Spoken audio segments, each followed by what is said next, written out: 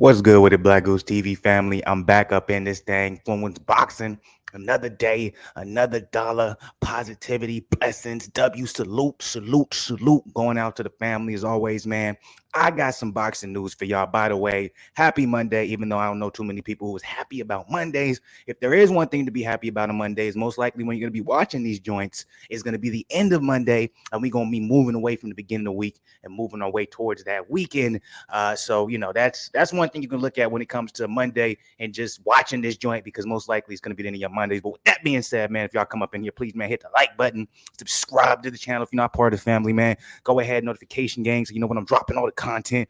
And then of course, comment. I seen the comments slow a little bit down, just a little bit. I get it, you know what I'm saying? Boxing ain't been popping like crazy last couple of weeks, after going on that legendary and historic run for at least like a month and a half, where I feel like we just had fire fights and fire topics to talk about. Things are going to slow down just a little bit for the next couple of weeks, but we're going to be ramping it back up when it comes to the boxing side of the game. Once July hits, and then August we have a good month, and even September we have a good month. It may not be just fire fights back to back every weekend like it was the last couple of months, but we have some big fights to look forward to in the upcoming next 3 months that we're definitely going to be touching on and talking about. But for now, let's keep it at the topics at hand, the ones that are the most relevant and prevalent for today, and one of those has to be surrounding and about Mikey Garcia. So this is actually coming to news to me. To be honest, this came out of actual left field, nowhere. You know what I'm saying? I'm just looking up boxing topics. I'm looking up what I want to talk about, what interests me, and I just see this joint on Boxing News 24, basically saying that Mikey Garcia is hanging up the gloves, man. That he's done. And look. I don't really know how to take this. I'm gonna be 100% with you. I thought Mikey Garcia, his the hottest he was when it came to his career, when everyone was talking about him, everyone wanted to see him fight, was right before he took that like 2-year hiatus. People were thinking he was going to do a lot of big things when it came to the 140 division. They even thought he was going to do good things at 135, and then of course, eventually 147. A lot of people wanted to see Mikey Garcia versus Loma. He came back off that hiatus. He ran off like 3 straight wins. He beat Adrian Broner. He beat Robert Easter Jr. And then he beat, I forgot, he had another one, fight where who he beat a pretty notable name in between those times as well, which basically had everyone buzzing like, yo, Garcia is back. He's going crazy. He fought AB at 147, beat Easter at 140. I think he even had a fight at the time at 135. I can't remember who it was before the Easter and the Adrian Broner fight, which made him on that 3-fight win streak. Once that happened, everyone was talking about him versus Lomachenko. Especially after the Easter Jr. fight, they were talking about him versus Lomachenko. Like, yo, we would love to see that at 140. We even saw like, things being teased where we had like pictures and interviews where Garcia was walking up to Loma like, yo, this fight, da-da-da-da. But obviously all that got derailed when he moved up to 147. He fought Earl Spence, and he probably took the worst beating of his lifetime. Even though, you know what I'm saying, he lost all 12 rounds easily. He didn't get hurt. He didn't get knocked down. But I think it was a real big. It was like, you had your balloon inflated like to the very most it can take, and then someone kind of just stuck a needle in it. You know what I'm saying? But not one of those where you just and it pops. It was one of those where you kind of get stuck, or let me say a tire. Actually, that's a better comparison. Let's think about a tire that you know what I'm saying, you've been filling it with air over time for 30 minutes, and the 30 minutes is finally all the way filled with air. Even though I don't know any tires that take 30 minutes to fill with air, but whatever. It's filled, full pressurized, 35 pressurized of the tire, and then while you're driving, it hits a nail. And so you don't even know that you're losing air while you're driving, but then all of a sudden you look behind you and you're like, why does shit feel weird? Why is everything driving so crazy? You look back and you got basically a flat. Now, it's not a flat where it totally stops you from driving, but it was one of those flats where it makes things a lot slower. And either you can keep, you can bandage the problem, you could keep putting air in it, but sooner or later it's going to get flat, or you can get a whole new tire. Weird analogy, right? But that's how I saw Mikey Garcia's loss to Earl Spence, where it was a nail in his career, in the sense of it didn't totally take him out of the greatness that people still thought Mikey Garcia had. It didn't take away all the hype from Mikey Garcia. People still thought, well, hey, he's just an overblown welterweight. His real true class is 140.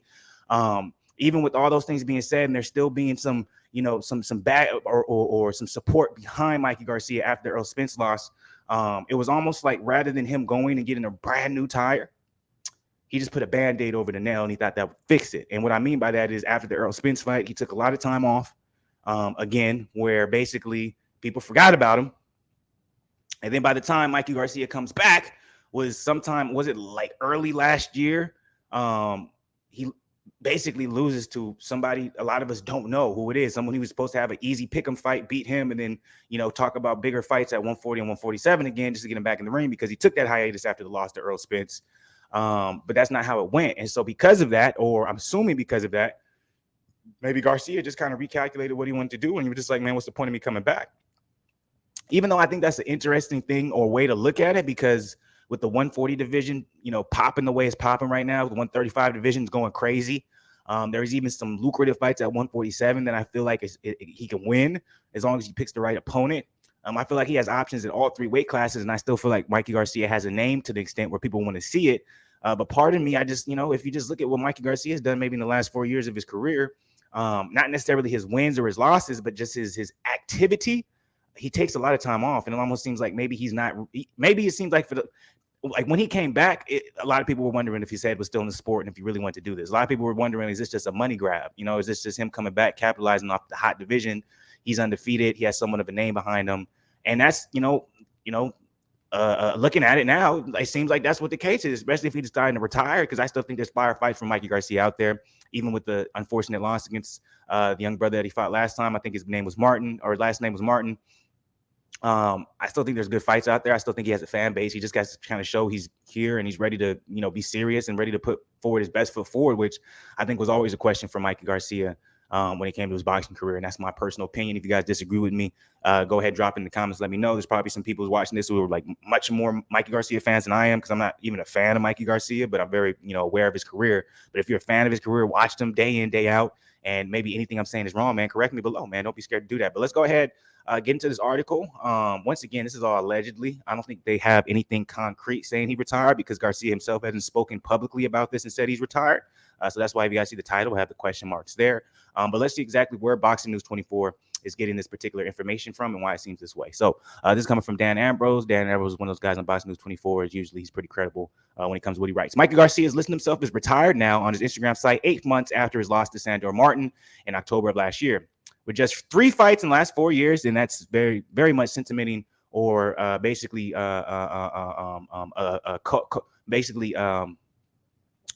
co-signing everything I just said about the problem with Mikey Garcia isn't the fact that of his resume, it's the fact that the dude, he never fights. Like 3 fights in the last 4 years, nigga, that's 1 fight every year and a half. That's crazy. So it's not surprising that the former 4 division world champion Mikey has chosen to walk away, which, especially when you look at it, 3 fights in 4 years, it definitely makes you be like, well, it does seem like what everyone alluded to or predicted when he did come back 4 years ago, after being out of the sport for 2 years or 3 years before then.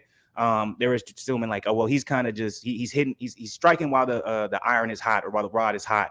He sees how what's going on in the 140 division. He sees what's going on in the 147 division. He probably sees that he can make some pretty good money there, and you can see he was able to do so during that little span. But who knows if he was really thinking about doing this long term. But after Mikey's one-sided loss to IBF welterweight champion Earl Spence Jr. in March 2019, he only fought twice, beating Jesse Vargas. That's right. That was the fight. I forgot about that fight after Earl Spence. He did fight Vargas, and then losing to Sandor Martin. The 33-year-old Mikey looked poor in both fights, as he lacked the size to dominate those guys with his power, as he done with his foes at 126, 130, and 135.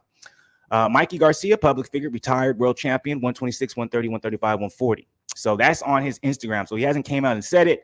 He hasn't alluded to it. He hasn't made a public announcement, but apparently he's written it on his bio on Instagram, which was as of recent. It's a shame that Mikey has chosen to retire now, because he could do much more in the sport if he made the right moves.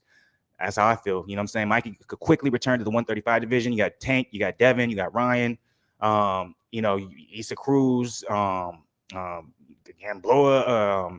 Tevin Farmer, even though I think his last fight was supposed to be at 140, but he can move up to 140, do his thing. Lomachenko's still out there. Like all these fights, Josh Taylor is staying at 140.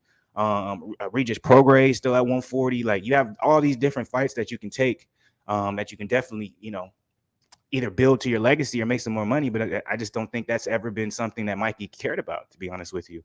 And I don't know if that's true. That's just me saying that allegedly. You know what I'm saying? You guys easily disagree with me. Let me know if you guys are, like I said, if you're like big fans of Mikey and follow him since day one, let me know. But just from like, he has only fought 3 times in the last 4 years. And then in the previous 4 years before that, I think he only fought like once or twice. So like if you think about 8 years of his career, he's been very, very inactive. So This is another question that I want to ask you guys too.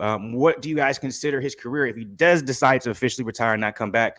We're gonna go through his best career wins, and then I want you guys to tell me if he's Hall of Fame worthy. So Orlando Salido, Salido has a win over Lomachenko, Robert Easter Jr., Sergey Lipinets, Dejan Zlatacanin, Adrian Broner, Roman Martinez, and Rafael Guzman. His best wins, in my opinion, would you have to say Broner, Roman Martinez, Lipinets, Salido, and even Easter Jr. Easter Jr. would probably be a bigger name on his list if Easter Jr. didn't have legal problems and then he dealt with getting shot, etc. So he's been delayed from coming back to the ring. I actually thought Easter Jr. had a very, very bright future at the 140 division, especially with everything going on now. I would have loved to see him against some of these guys that are going on now, but who knows if we're ever going to see Robert Easter back into the ring himself. So with that being his most notable wins, Mikey Garcia, do you think that he's going to be a Hall of Fame boxer? Is he going to end up being in the Hall of Fame, or do you think he's not going to make it? Because remember when I was talking about Adrian Broner and I was like, he gets a lot more slack than he should. It's because I'm like, every loss he's had is arguably against a Hall of Famer, despite the draw against Jesse Vargas. But every loss is arguably against a Hall of Famer, except Mikey Garcia. Remember I said in that video, if you guys didn't watch it, go watch it. I was like, we'll know if Mikey's going to be a Hall of Famer if he decides to continue and fight, adding to his legacy, because he definitely maybe needs three more wins. It doesn't have to be big names, but maybe notable names where recapturing the belt at 135, 140, 130, whatever he decides, where he can probably get submitted as a Hall of Famer. But if he just decides to stop his career, I don't think he's a Hall of Famer. I think he's just right out of it. So I'm going to go ahead and follow those sentiments. I'm not going to switch up on that. I do not think Mikey Garcia is a Hall of Famer, though I do think he could have been if, I don't know, man. I guess if he gave a fuck. I don't know. He made his money, so it's like that's all that matters. He made his money, didn't fight too much, didn't take too much damage. He's gonna go. So like, you got to respect that, because the thing about this sport is make as much money as you can, take as little damage as you can. Garcia definitely did that, But what do you guys think about this particular story, man? It's unfortunate Mikey Garcia is going to be retiring now at the time he is, because I feel like there's so much he can still do, in between those weight classes that are more comfortable for him. But hey, it is what it is. Let me know what you guys think about this particular video. BlakGooseTV family, man, drop your motherfucking thoughts in the comments below. Like this joint, subscribe to the channel. Already know what it is. Arnold Schwarzenegger. Excuse me. Damn. See, sometimes you be fucking up because that nigga's name be on some other shit. But Arnold Schwarzenegger side of the game, you already know what it is. I'll be back with more boxing. Much love.